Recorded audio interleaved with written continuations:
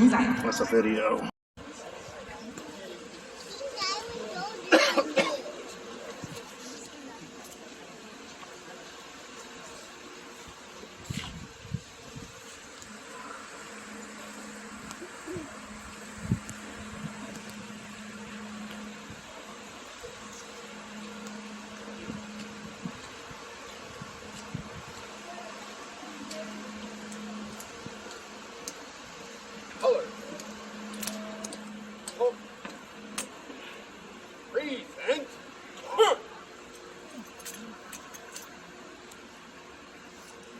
Oh, say, can you see by the dawn's early light what so proudly we hailed at the twilight's last gleaming, whose broad stripes and bright stars through the perilous fight o'er the ramparts we watched were so gallantly streaming, and the rocket's red glare, the bombs bursting in air, gave proof through the night that our flag was still there.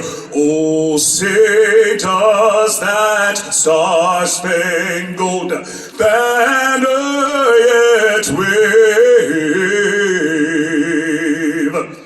o'er the land of the free and the home of the brave?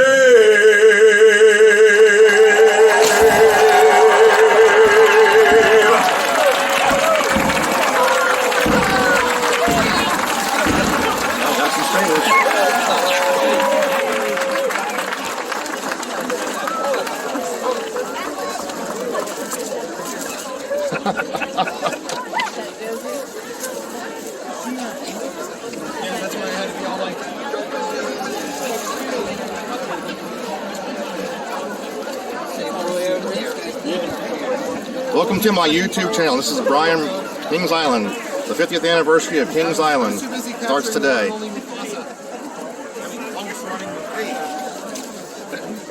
I lost mine. It blew away. We're getting ready to see a presentation for the 50th anniversary of Kings Island.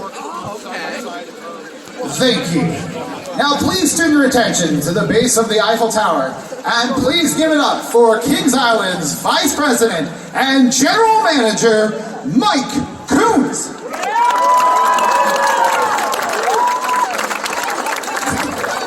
Alton, thank you very much.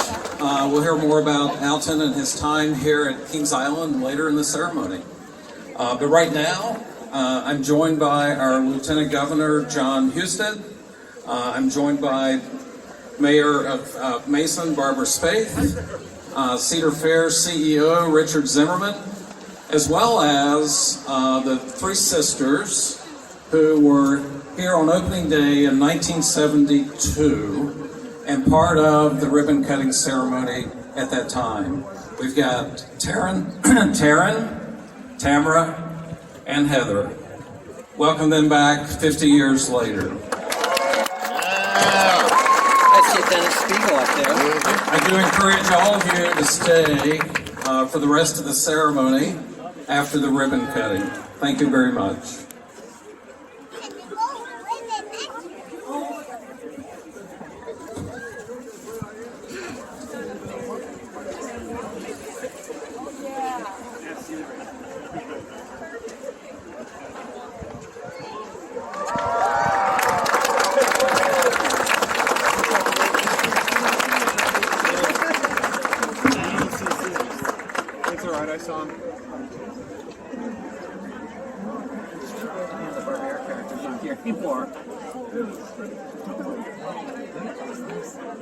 Saying too bad the Hanna-Barbera characters couldn't make an appearance. It's licensed signatures. Thank you. And happy birthday, Kings Island. One more time for Mike Kuntz and our VIP guests. Yeah.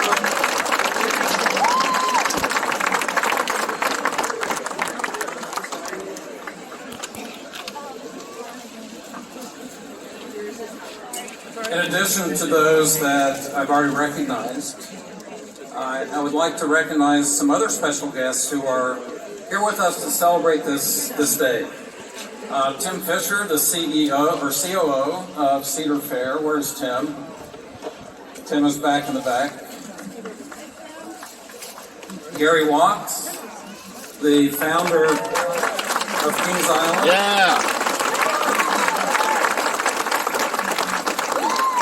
The first general manager and a Kings Island Hall of Fame member. Dennis Spiegel.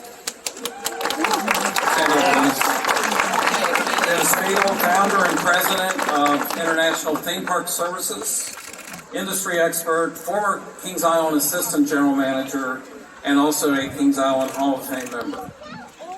In addition, we have 7 of the 11 Kings Island general managers here with us today.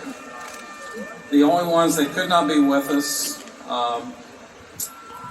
have passed away, but we hold them in our memories today at this special occasion. The former general managers, Billy Price,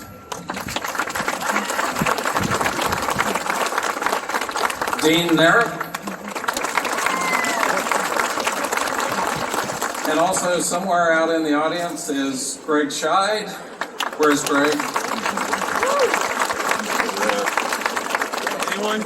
Anyone? And Craig Ross. And I failed to mention, but Tim Fisher was also a former general manager of Kings Island who actually hired me in 1999. Thank you very much, Tim. We also have a lot of city, county, state officials with us today. Mason, Ohio city officials.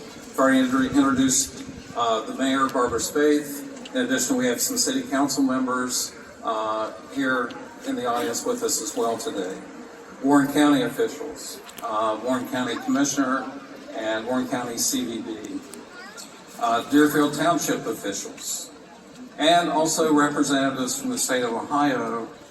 Matt McLaren, I think, is here with the Ohio Tourism Board. Is Matt here? There's Matt. Matt's over there. Hi, Matt. The other thing that is very special to me today, and I've seen several of you already, but we have numerous Kings Island retirees, some of which spent over 40 years of their career here at Kings Island. I saw several of them in the audience here today, so thank you guys for coming back. Thank you for everything that you have done, in the past to make Kings Island what it is today.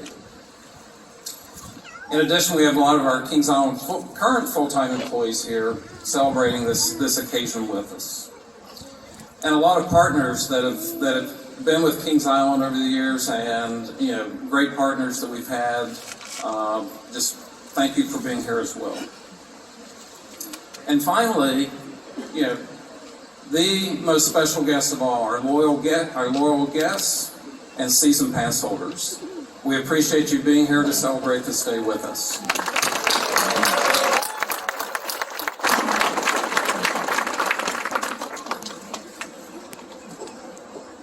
April 29th, 50 years ago, Kings Island opened its gates to several thousand guests.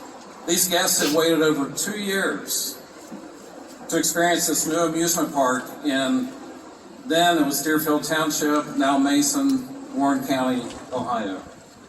What they experienced was beyond their expectations.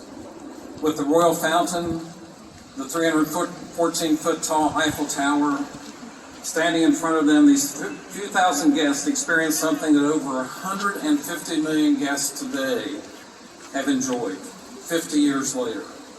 An amusement park that has provided fun, thrills, memories, record-breaking coasters, world-class entertainment, and a place that provides a summer of fun and more for everyone. This would not have been possible without the passion, the vision, the dedication of one man, Gary Wachs.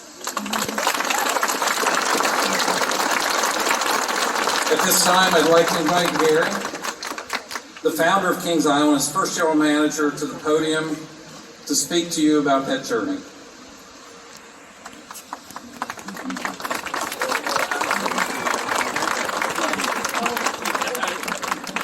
Mother Nature.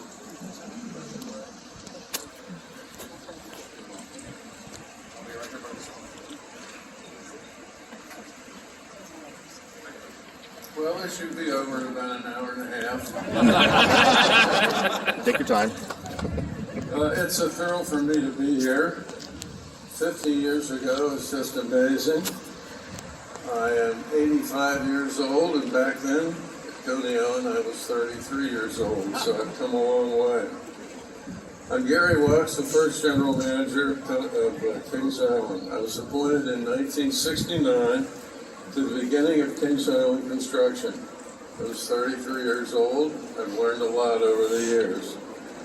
Thank you, Mike, for having me. And Mike, I have to give you special credit. We've all had all these general managers here that I've worked with, all the people I've worked with. I don't think we've ever had anything as challenging as COVID. And I admire you for getting through that. It's difficult for me to compact 8 years into 5 minutes, but I will try. 2 recent books on Kings Island I highly recommend for all of you because they have all the details that time won't permit today. One of them is Kings Island: A Ride Through Time, which I think is already on sale there, and Evan, the author, might be signing some today. And the other is a picture book. It's a picture journey through time, and that's coming out. What do you think, Mike, about it? A few weeks? Good, and you'll all want to get that. And while I'm thinking about it, I'm deviating a little bit here today, but if you ever get a chance to come out here in Winterfest and see Winterfest, it's worth the price of admission to stand here and right here now or go home. This is the most beautiful sight you'll ever see in your life. Let's get back to Summerfest. The 2 greatest theme parks, in my opinion, for a lot of reasons, are owned and operated right here in Ohio. They're Cedar Point and they're Kings Island. They're great, great parks. Cedar Point and Kings Island had a whopping combined annual attendance of about 7.5 million people. That's incredible. Kings Island perspective. I imagine there's about 75 legitimate theme parks operating today. Before Kings Island, there were only 3 Six Flags parks, opening in 1961, 67, and 71. My papers here, fixed. Six Flags Over Texas. Thank you. Opened in 1961, and they started something called Pay One Price Admission. It was very popular. Heretofore, the business was run by Cash, Universal Ticket Systems, Disney had the ABC coupons, but Pay One Price set a wonderful standard for the industry, and it's been here ever since. Kings Island is a unique theme park, in my opinion. Kings Island is unique as the park that had its origins from another small park in Cincinnati called Coney Island. Coney Island was the egg that hatched Kings Island. Our iconic International Street stands alone, in my opinion, compared to any other theme park entrance in the country. The Eiffel Tower was made in Graz, Austria. We put that tower up for the price of $1.4 million. Lights, construction, materials. It was put up by Softco, an erector in Dayton, and they only had to route out 26 bolts in the entire Eiffel Tower construction. That was amazing. The Eiffel Tower was made with German precision from Graz, Austria. Cost $1.4 million, including elevator lighting. We designed the entrance, and we designed the entrance at the other end of the park to be very low, creating a more dramatic and magical scene when guests entered the park. This was done by design. The pleasant shock as they emanated from under the entrance really presented a marvelous sort of word of mouth. I heard so many people out there saying, oh my God, they just couldn't believe this. And that was very helpful, as you'll see down the road. When the park opened in June of '72, we had unexpectedly low crowds in June. We had poor weather, we had rain, and we think we had a conflict with Coney Island even back then, because you could get into Coney for 50 cents, and this was $6. At least that was the perception. And nobody knew what you got for $6. But we finally made it. That word of mouth I mentioned earlier kicked in, and it's like you seeing the best movie you've ever seen. You tell your family, your friends, and boom, attendance shoots up in the air. Another unique thing to this park was the Racer Coaster. It was constructed in 1972, and it was the first racing coaster built since the 1920s. It revitalized the wooden coaster industry. A single wooden coaster had not been built since the 40s and was shunned by the first Six Flags parks, and they were trying to escape the image of an old park. We brought this up from Coney Island. We had the shooting star at Coney Island, and you can't leave your best ride back there. You have to enhance it, and we did, and we built it over in the Coney Island section. It was wildly successful, and of course immediately copied by all our friends at the Six Flags parks. They started building coasters, and the coaster war was on in the theme park business. We had Hanna-Barbera, Land, that was the children's section, second only to Disney in the use of its nationally known children's characters. One of the things we had, it was not a glamorous item. It was an item suggested by our park construction manager, Charles Flatt, who was a graduate of Cincinnati. He started at Coney Island in 1946 after his stint in the war.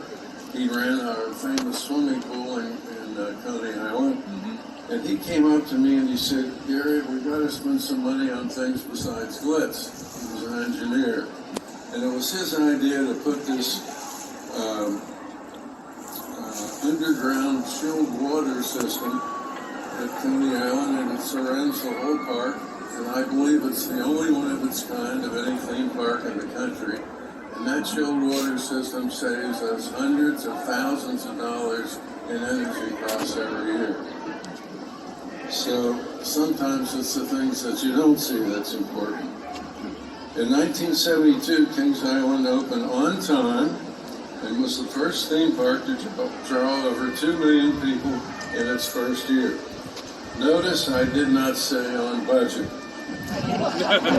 The overages were spent wisely. Speaking of opening, the general manager's primary first duty is to get this park open, because it only operated in 146 days that first season, and if the park wasn't open, it cost $100,000 a day at least. And I didn't want to be the guy that was in that position.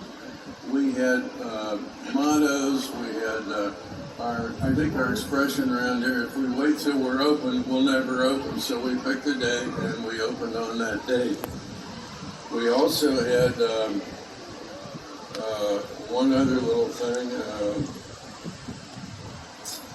on the revenue side. I made it a point not only to listen to our own managers, our own brass, I wanted to go out in the field and listen to the guys building this park and see what they thought if they were on time. So the first thing I did, I contacted CD Measure Construction Company, a small company we hired in Cincinnati, but they did great work for Coney Island. They were quality people, so we hired them for this job. Now they had a foreman named Bill Van Ice, and he was a typical construction foreman, kind of a gruff guy, but a guy to get the job open on time, and I thought I would meet him. I called the brass, I called Grant Hesser, who ran CD Measure, and I said, Grant, I have to meet this guy. I have to get to know him. I want to walk around with him. When does he get to work? I want to come up here and meet him. And Grant said, Gary, he gets to work at 6 o'clock in the morning. Now, who the hell's ever met anybody at 6 o'clock in the morning? But I did. I came the next morning, and I met Bill Van Ice.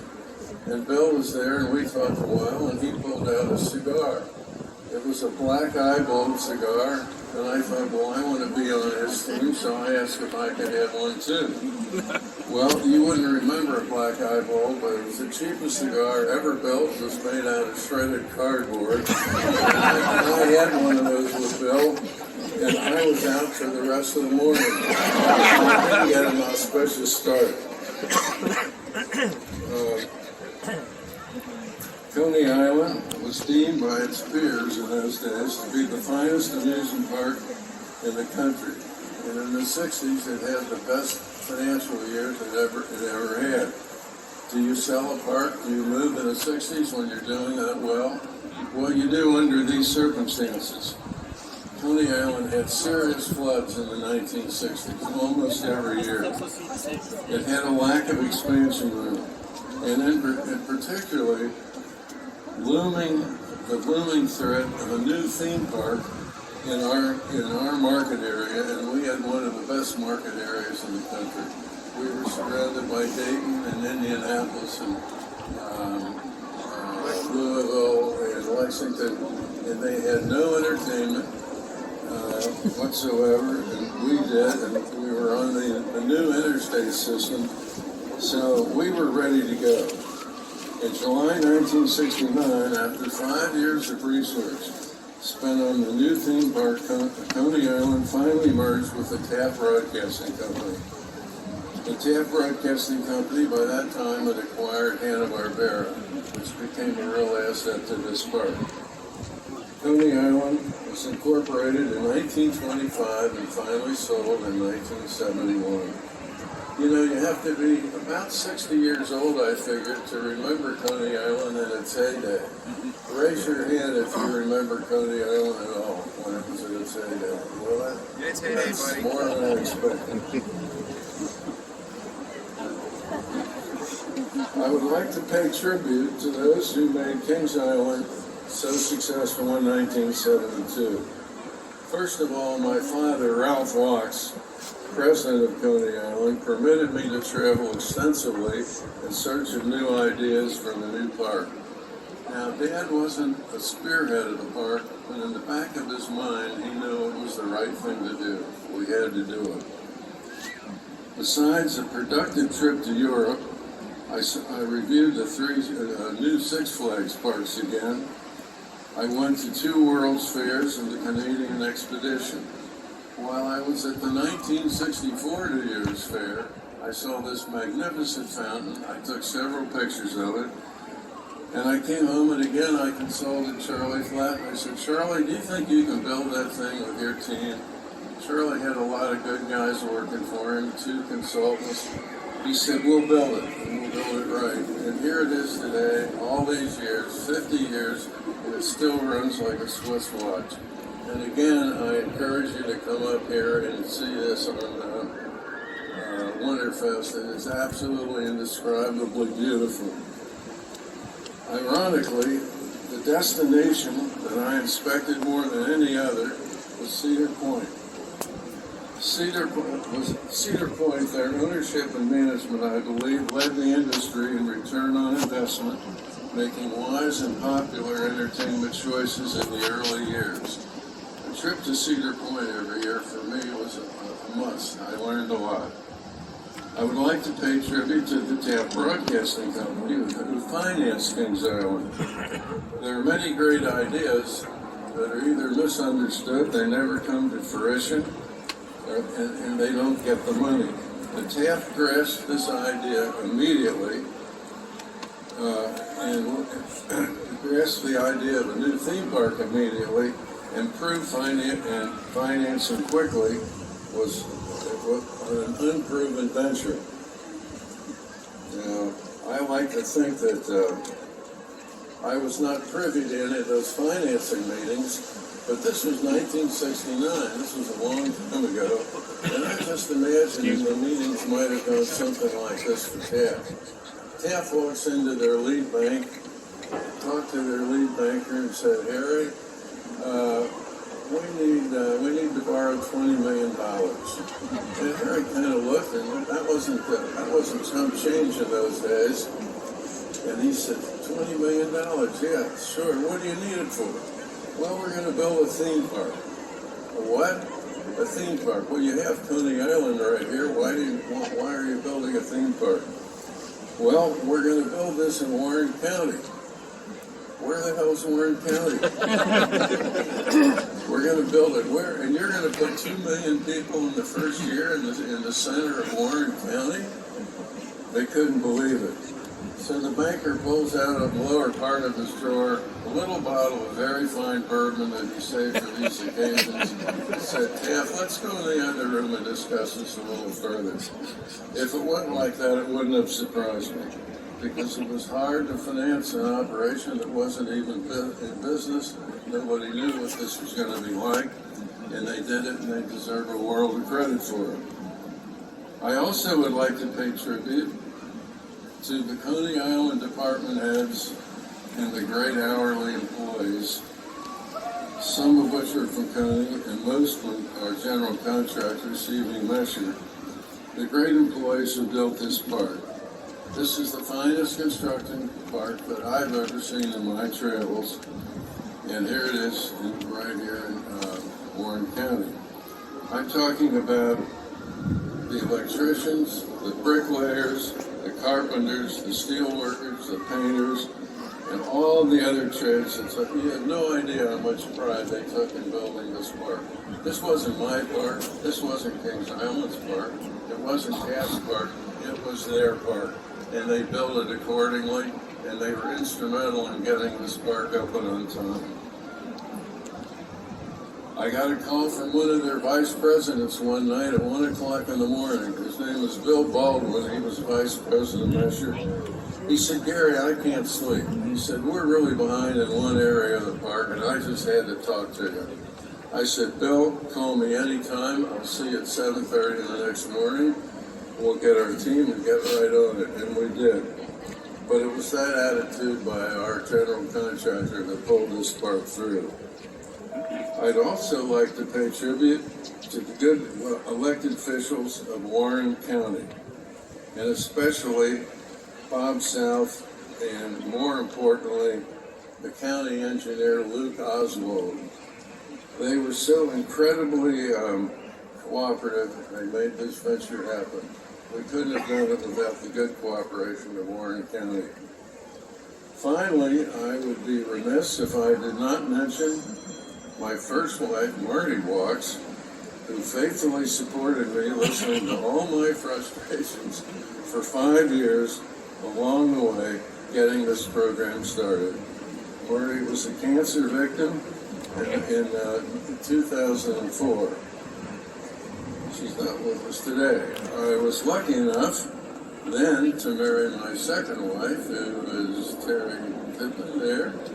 And Terry was kind enough to listen to all my theme park stories and more stories from guys like Spiegel and Kenton and Bill Price, all these fellows. She listened to my stories every day for 14 years, and she's been very patient, and honey, I thank you for that. Before Mike gets the hook out again, thank you for inviting me, my family, which is so important to me. I'm lucky to be here. And most of all, thank you, Cedar Point, for investing wisely in Kings Island and leaving it in mint condition 50 years later. Thank you all very much.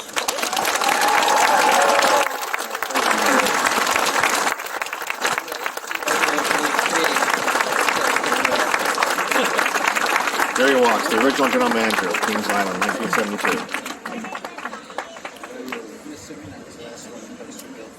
Thank you very much, Gary. I never will forget the first time I met Gary. It was at Winterfest, and since then, Gary and I speak quite often. He's, as you can tell, he's very passionate about Kings Island. Thank you very much. Now I'd like to introduce our Lieutenant Governor, John Husted, to come to the stage and talk to us.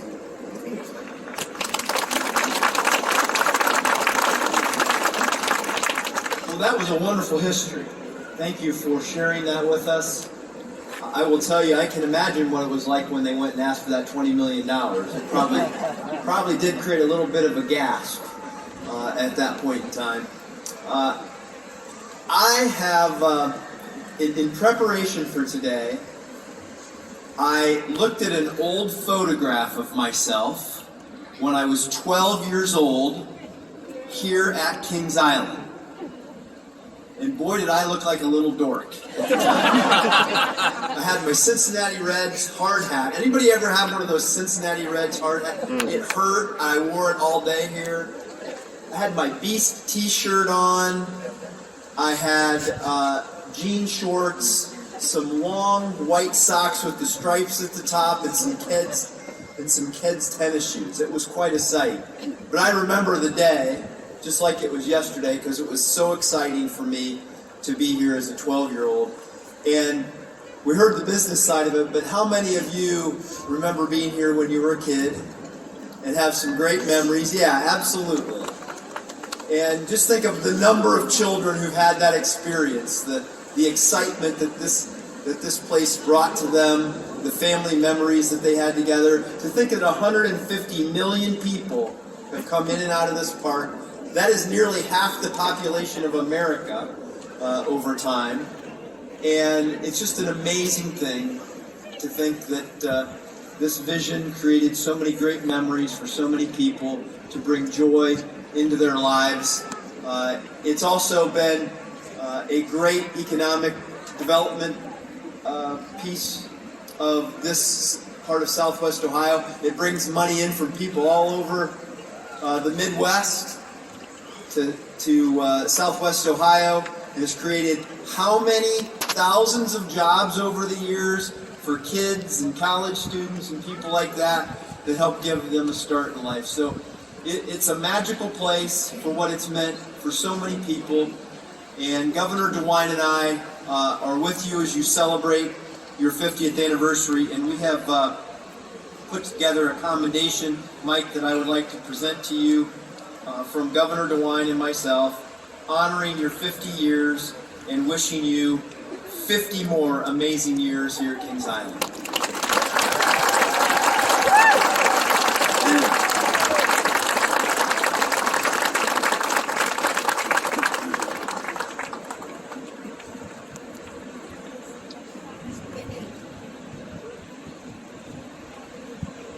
Thank you, Lieutenant Governor. Appreciate that very much. Our next speaker, current mayor of the city of Mason, Barb Spaeth.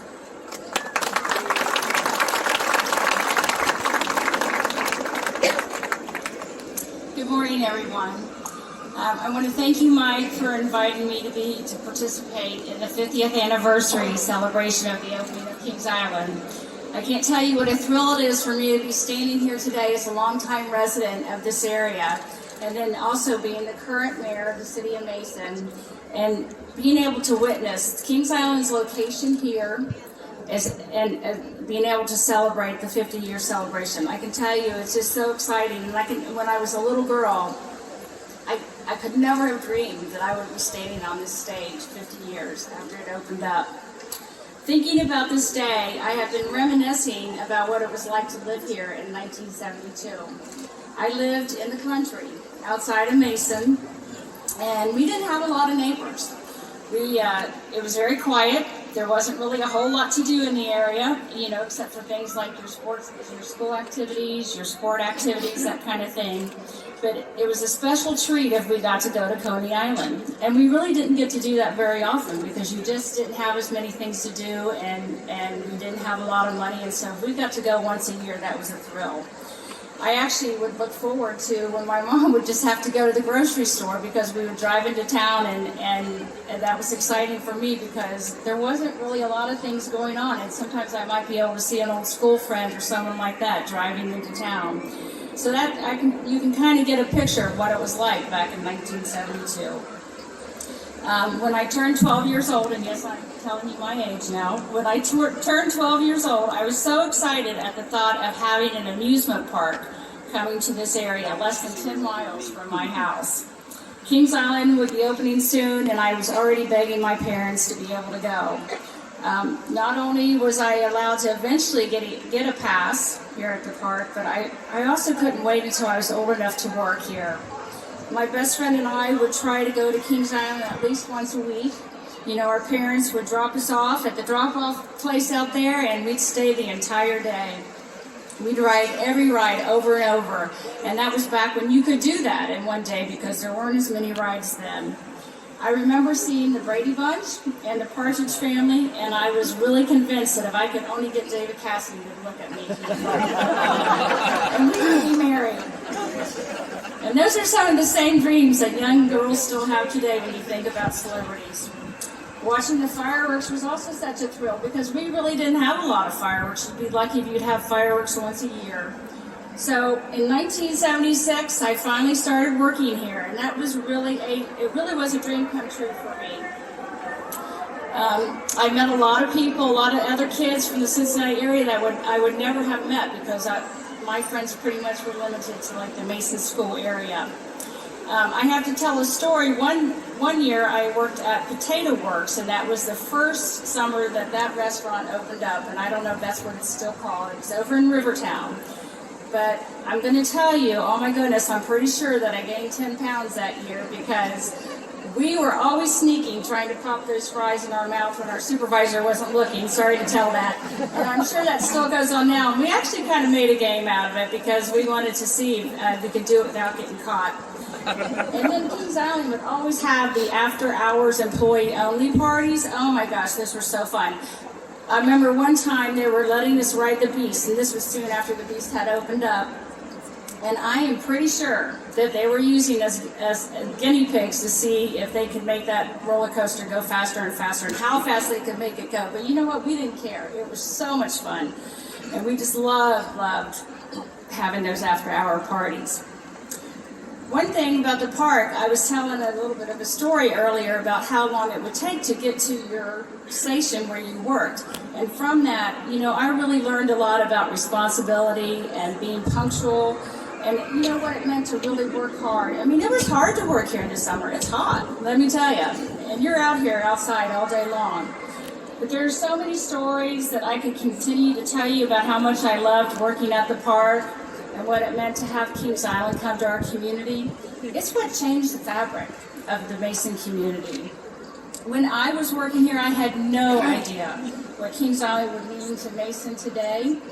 I have no doubt that Kings Island played a role in attracting over 700 local, national, and international businesses that are here in Mason.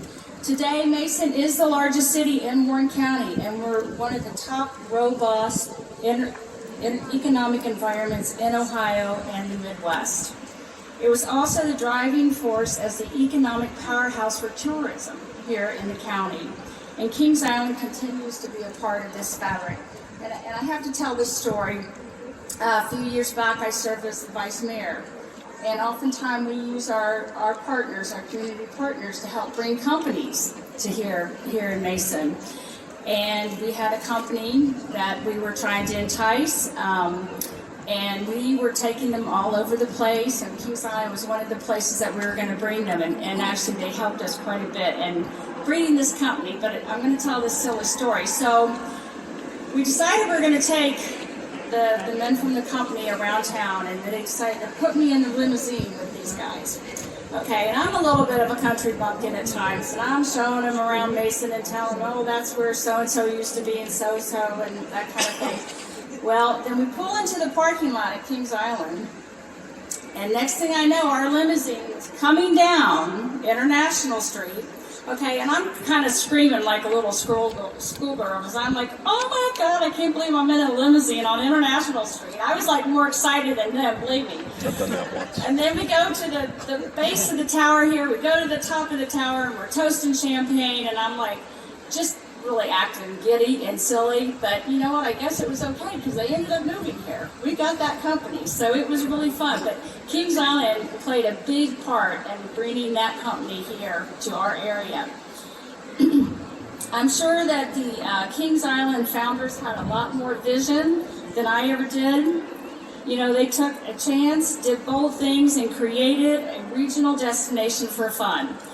The Grizzly Golf and Social Lodge, which began as the Golf Center at Kings Island, was built across the highway around the same time as Kings Island, and they're also going to be celebrating their 50th year anniversary this year.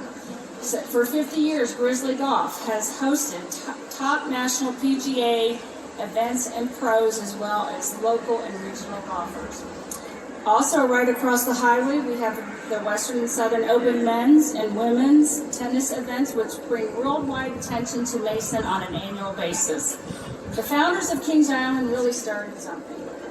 I'm sure they could predict that Kings Island would be fondly remembered by millions of employees and visitors like me. Maybe they envisioned that Kings Island would become a key player in a huge tourism business in Warren County. But did they know it would be a catalyst for a robust community of local, national, and international businesses? Without Kings Island, Mason would not be the wonderful community that I love. What a treasure we have here with Kings Island. And I can tell you right now, listening to the rides right now, it's so exciting to be back here and thinking about what Kings Island has meant to our community. So I just want to say thank you, Kings Island, from me, from the City of Mason, and my fellow council members who are here today, and for all of your magic. Happy anniversary.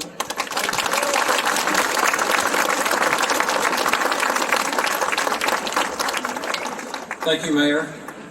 Now I'd like to introduce Richard Zimmerman, the Chief Executive Officer of Cedar Fair, who also started his career here at Kings Island many years ago. And Richard and I have worked together side by side, and I can't say enough about Richard and what he means to me, and the opportunities he's provided for me. Richard.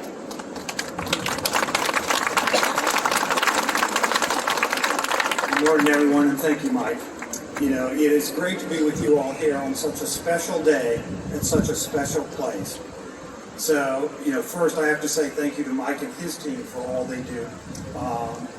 Not only putting on this event, but every day, opening up the park, and really being true to what Kings Island has meant all these years. We're in the business of creating memories and making people happy.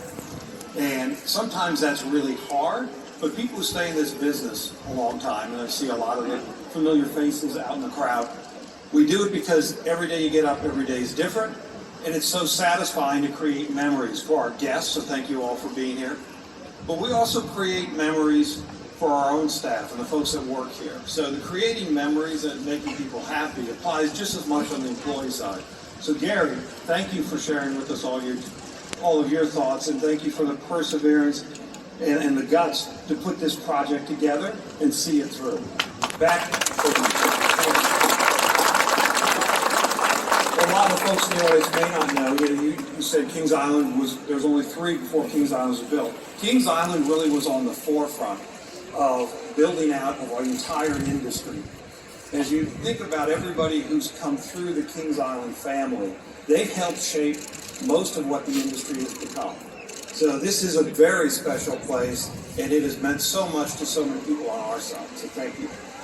Lieutenant Governor, I'd like to thank you for our strong partnership with the state of Ohio.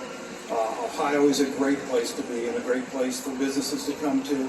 It is such a great community to be a part of. We like playing our role. We are so appreciative that the state plays its role and helps us. form better community relationships and a more vibrant community. Mayor Spaeth, likewise, for you at the city, we exist because the community supports us, and we are so appreciative of your partnership and your support as we try and carve a new future and be part of that new future here in the city of Mason. And for those from Deerfield Township, our past with them as well. So what I'll leave you with this is probably one of the grandest entrances that we're standing on in the entire industry.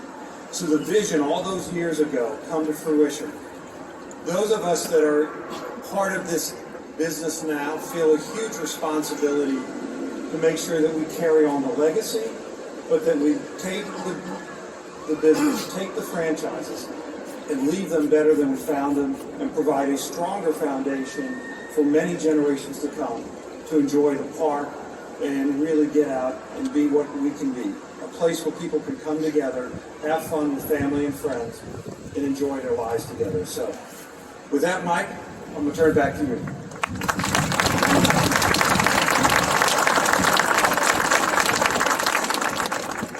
Thank you very much, Richard. And now I'd like to introduce Dennis Spiegel, who's been part of Kings Island, part of the industry for a very, very long time. And Dennis, I'd like you to come to the podium and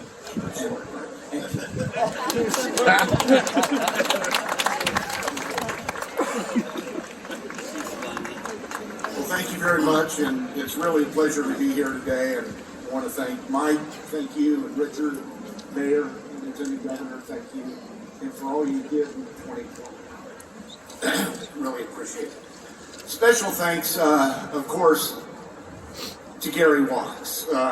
Gary really is the father of Kings Island, and he's as close as you're ever going to get to Walt Disney.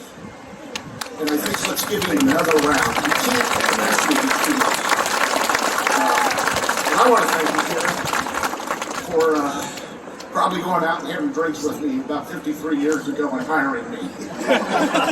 Every once in a while you make a mistake. It was a good evening. Who really could have imagined along those 50 years ago that we would be really standing here today at Kings Island, and some of us still alive. We're celebrating this wonderful and treasured theme park, as has been pointed out, Kings Island. It is unbelievable, and I wish we had a lot of time today to tell you a lot of stories. We don't, but I'm going to touch on a couple of things that were kind of fun.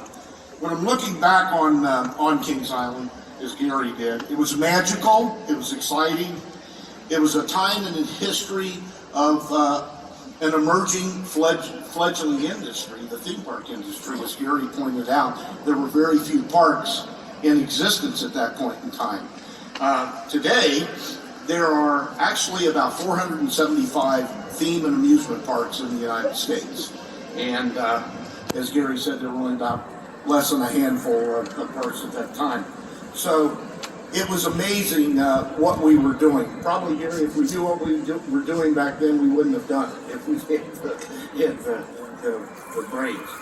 I want to quickly remember back to the late 60s and 70s, leading up to the opening of Kings Island, which was, as I say, was truly electrifying. And it was a time of ideas, and the adrenaline was flowing, fast and furious, and everyone with the team. Gary put together a team really of young, energetic, enthusiastic talent. Many of them are standing over here. Tom Kempton, Nick Miller, Russ Flack. I can't see very far into that. Greg Pansero, who did our pizza in the park and made the roses famous, actually. We were in that planning mode, but we were also in a learning mode. And our team, as Gary pointed out, traveled to all these theme parks to look at them and to meet the individuals in the business. I thought it was interesting that we were in Coney Island, actually, still planning Kings Island. We hadn't really dug here yet, and we were having a phone call, Gary, you might remember this, with the Six Flags guys. And at that point in time, there were only the 3 Six Flags parks, and they asked Gary, we were on a speakerphone, they asked Gary, they said, what are you guys projecting for your first year attendance at Kings Island? And Gary said, well, we're projecting 2 million people. And there was silence for a second, and then a huge laugh came out over the phone from their end. And we all kind of looked at each other. If you remember, Ed McHale was there, your dad, you and I, and a few others, and we went, are we off that far? Is that really going to happen? So things kicked in. The business here up until July 4th was really kind of slow. We were doing about the Kings Coney Island numbers. And I think Gary said, what if you threw a party and nobody came? Well, on the 4th of July, the spigot opened up. 35,000 people came, and from that day after, we averaged 35 to 40,000 people a day. At the end of the season, when we closed that last day, we hit 2,012,000 people. Only 2 other parks in history had done that. You might know it or have heard of them. Disneyland and Disney World. So now the third one was Kings Island. So Gary said, hey, let's have a call with the Six Flags guys. So we did. We were back in that office. We were out here then, actually. We were over in the conference room. And we got the same GMs, Errol McCoy, Larry Cochran, Bill Crandall, the guys on the phone, who were all friends of ours. And they had these southern accents. Say, what'd you guys end up doing this year? And Gary said, 2,012,000. Silence on there. Okay, and we knew we had done something special. So it's been a really good ride for all of us and for all of you. And it's wonderful to see Richard Cedar Fair carrying this torch forward, as you said. We're all stewards in this industry, and we do what we do. And you might, Richard, the rest of the team, Kings Dominion, Carowinds, Cedar Point, Great America, done an amazing job. And I always like to close a speech or when I'm doing a podcast or something, I said, remember, we don't put smoke in the air, and we don't pollute the waterways. What we really do at the end of the day is we put smiles on people's faces. And we make memories that last a lifetime. And that's what we've done. Thanks.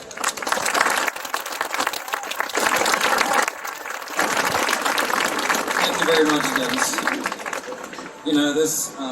We talk about making memories, and generations, have come to this park, real quick when I was 14 years old. And, since, and my family's here today, my wife, my daughter, my 2 grandkids, Cameron and Kaylin, they would not be happy if I did not mention them today. So, hey guys, and my son-in-law.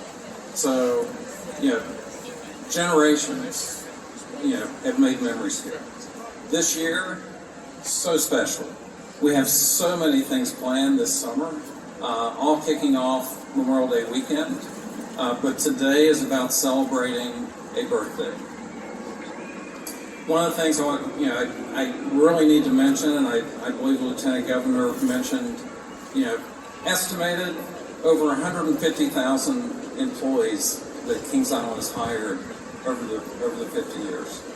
A lot of those employees, from the past are here today. I see Jane Cooper standing off to the side. Jane started here in 1972 as a merchandise associate, right, Jane?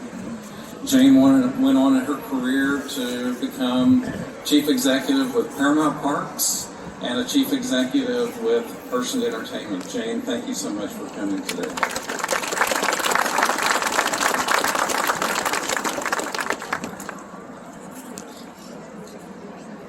I think in 2008, the former general manager, my former boss, Greg Scheid. Hi, Greg. Greg was the general manager here for 10 years. Longest term general manager in the history of the park. don't think I'm going to make it to 10, Greg. I'm going to try. You better. I don't think I'll make it. But in 2008, Greg started the Kings Island Hall of Fame. And that year, there were a few people inducted into the Kings Island Hall of Fame. And to this date, there have been 12 former Kings Island associates inducted into that Hall of Fame. Dennis Spiegel was one of the first members inducted. Janine Coyle, who was a rides associate here at Kings Island, has gone on to a phenomenal career in radio here in Cincinnati. Carmel Electra was a former Kings Island entertainer who also went on to a great career in TV and movies. Gary Wachs, our founder, Kings Island Hall of Fame member. Rich Wahlberg, he was a Kings Island associate for 8 years, went into radio, and Rich passed away this past year.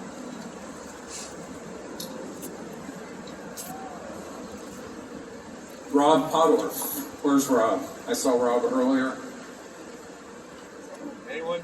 There he is. Rob's in the back there. Rob was in entertainment at Kings Island years and years ago. Long time ago, Rob, right? Long time ago. Now is a award-winning composer of music for TV and movies, including Disney. Rob, thank you for being here.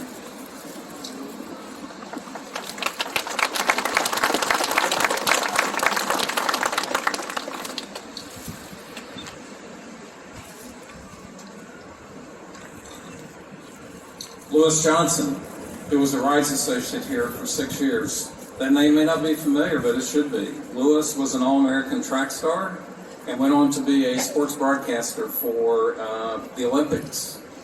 Lewis is not here today, I don't believe. Rich Voss was our Kings Island Public Relations Manager. And she was Public Relations Manager for, Don, I can't remember, 20 years? 14 years. She, was credited for naming one of the most famous rides, not only at Kings Island, but in the world, the Beast. Chuck Ingram, I think Chuck is here today. Chuck is in the back. Good to see you, Chuck. Worked in Kings Island merchandise, entertainment, tech services for about 7 years, and now is in radio with WLW Radio. Ed McHale, our Kings Island second general manager. Unfortunately, Ed passed away this past year. Greg Scheid, our 10th general manager, is a member of the Hall of Fame. And finally, the last inductee was Al Weber, who was an executive, actually came to Kings Island from Coney Island, along with Dave Bibb. Is Dave here today?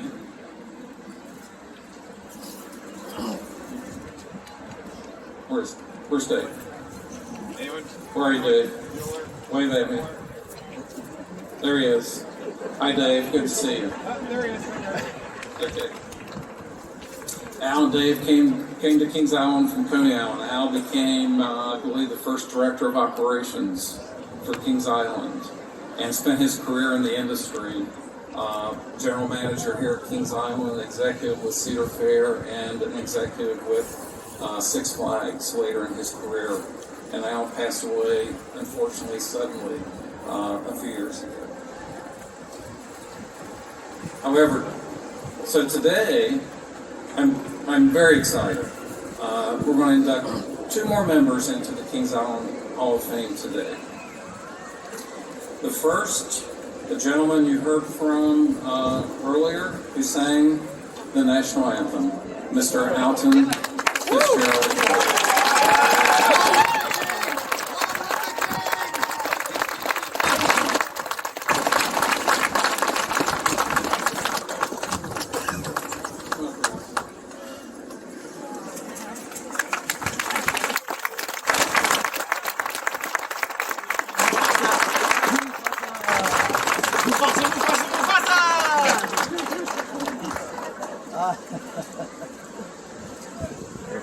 Mr. White And Mr. White's family is with us here in the front row. So, Mr. White, a native of Cincinnati, started his entertainment career with Kings Island in the summer of 1983 while attending University of Cincinnati's College Conservatory of Music. Alton starred in the lead role for popular shows Gotta Dance and Fascinating Rhythm for 3 summers, as well as touring with King's Productions in Asia and the Far East. Mr. White's ultimate dream was to perform on Broadway. And he spent the next several years auditioning and performing whatever role was offered to him along the way. His dream was finally became reality when he was offered the lead role in Miss Saigon. Mr. White is the only African-American actor who has played a lead role in 6 hit Broadway shows.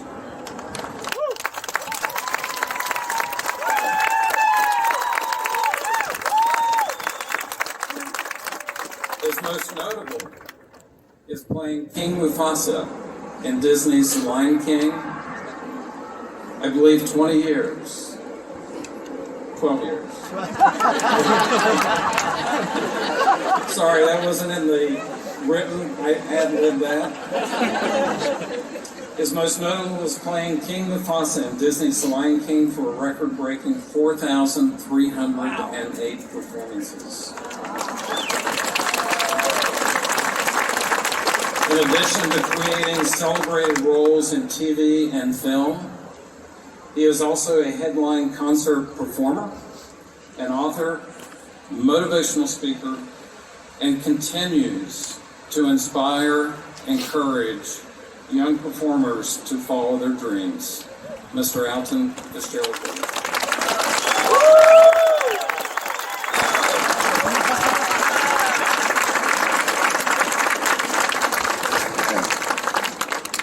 Wow, I feel like I just won an Academy Award. Yes. I don't have the words to really express how much this means to me. I mean, even just being asked to be here today is a tremendous honor. I got to come to Kings Island once a year, and I spent the whole year looking forward to that one day because my sister, Marcia, worked for Procter & Gamble, and she would let me tag along with her family and come play in the park. And I would have the time of my life. As I got older, she let us kind of sneak away and do our own thing, and I would peek at the shows, the outdoor show, and go, wow, what must it be like to be on stage? And then to go to the American Heritage Theater and see that show. I thought that was Broadway. I mean, with the smoke and the sets and the costumes, going, wow, what must that be like?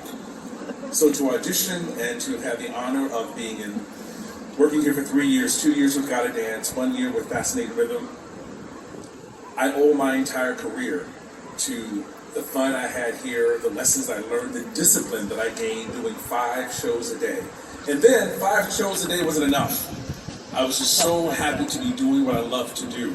So to be back here all these years, I am so incredibly grateful. And for this honor, I just don't even know what to say. Thank you so much. Happy birthday, Kings Island. Thank you for making so many people happy for so many years, and I pray that you keep doing it forever. Thank you.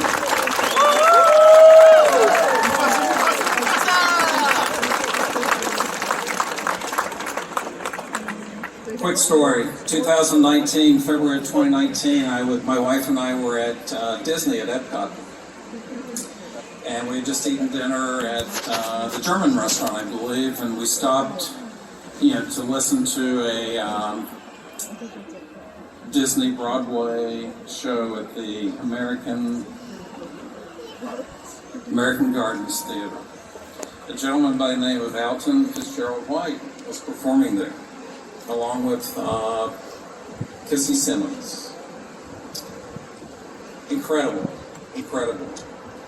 Had no idea at the time who he was. Never heard the name. That summer, former Kings Island entertainers were forming a reunion. And I had the opportunity one day to speaking with Rob Podorf, and Rob was telling me who was going to be here. And he was going through a list of names, some I remembered from, years ago. And then he said, and Alton Fitzgerald White. I'm like, wait a minute. You mean the Alton Fitzgerald White? The guy that Disney, Lion King, that guy? He's like, yeah, he performed here. I'm like, I was like you. I passed out. Sorry. And I had a chance to meet him, at that reunion. And I've read his book. If you don't know, he is an author. He published a book. It's called My Pride: Mastering Life's Performances. I got a copy of the book. I could not put it down. It was just amazing. So, Alton, thank you. Second nominee. This individual means so much to me, to this park, and to its employees who have come through Kings Island over the years. And this individual still is passionate about Kings Island. He calls me several times a year just to say, Mike, I'm just checking in with you to see how you're doing. At this time, I'd like to ask Mr. Don Miller to please come to the podium.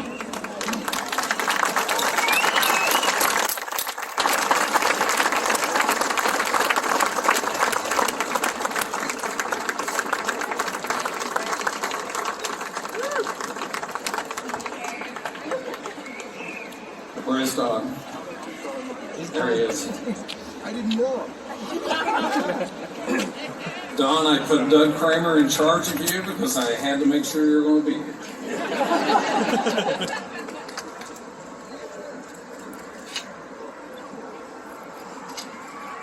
Don Miller. Mr. Miller started his career at Kings Island in 1972 as a ride operator for Bavarian Beetle. In 1988, he became the director of safety.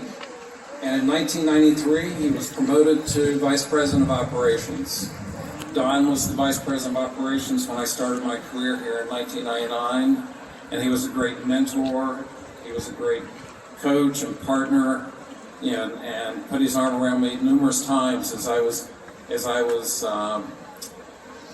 trying to figure out Mr. Fisher, who was my boss. Sorry, Tim. Don made a lasting impact on the lives of thousands of associates over his career, and is credited for fostering the outstanding culture that has made Kings Island special to this day. Don was instrumental in starting the first scholarship award program by retrieving coins from the fountains. That first year, the scholarship was a little over $400, right, Don? Today, our scholarship program has grown to over $70,000 and helps support 30 or more college associates annually. One of the scholarships was named the Don Miller Scholarship in his honor. Don always championed acknowledging and rewarding associates who he knew were vital to the park's success. Don retired in 2006 and still cares greatly about Kings Island. Congratulations, Don.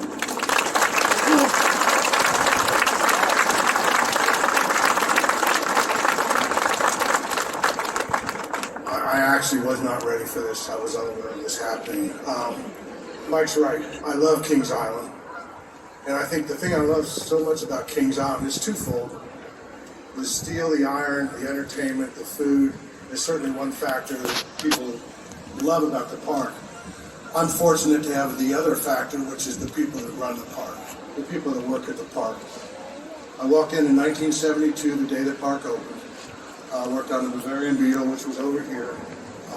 Keeping in mind that was before computers were invented, the ride operators ran the rides. They decided when to run it, when not to run it. And the people that opened this park, that came from Coney, a small group, and then expanded into this incredible operation, are very special to me. I still stay in touch with many of them from 1972. But the employees and the associates that work at this park are absolutely phenomenal. The memories, the stories are just amazing. It's just such an honor to be recognized by Mike and the team. Again, I wasn't prepared to make statements, but I want to thank Mike. I want to thank Richard and Tim, who are very good friends of mine as well, for everything they've done for the park, for everything they've done for myself, and for the other people. This place is amazing. And when I think of what it looked like in 1972, and I look at the steel in the air, I never thought I'd see coasters 300 foot tall, as tall as the Eiffel Tower. I want to thank Kings Island. I want to thank Mike. It's been an honor to work at Kings Island, and I will love this place forever. Thank you very much.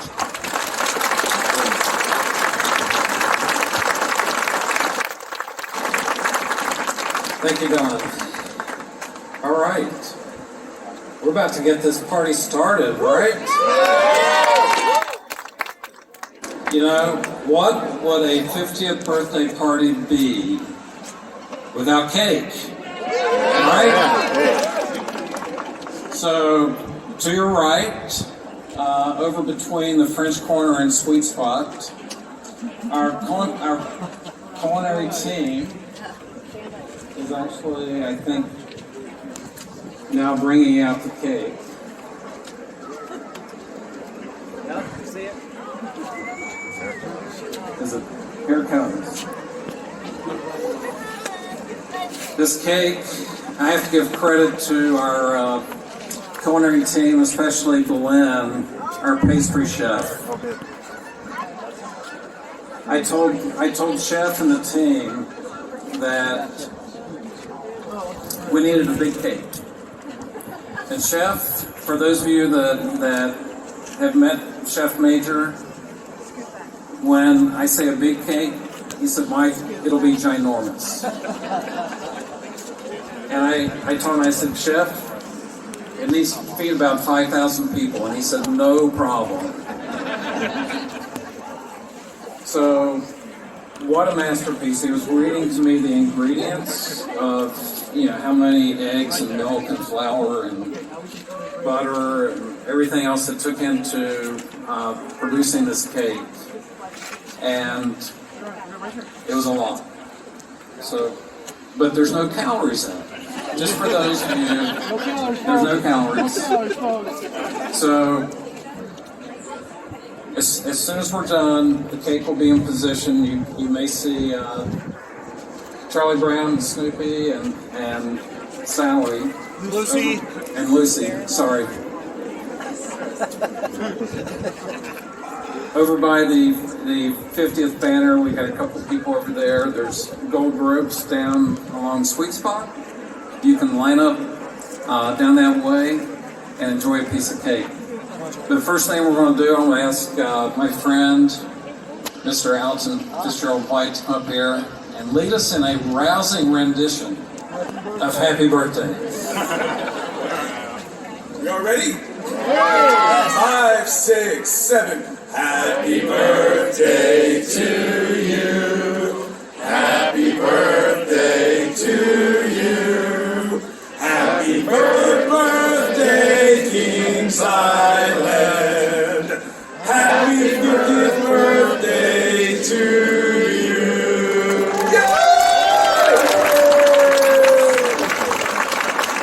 All right. Thank you guys so much for coming today. It was such an honor. I appreciate all of our speakers, Lieutenant Governor, Mayor Richard, Gary, Dennis, and all the general managers and others that are here today. Enjoy your day here at Kings Island, and come back all summer long for our 50th anniversary celebration. Have a great day, everyone. The anniversary Kings Island.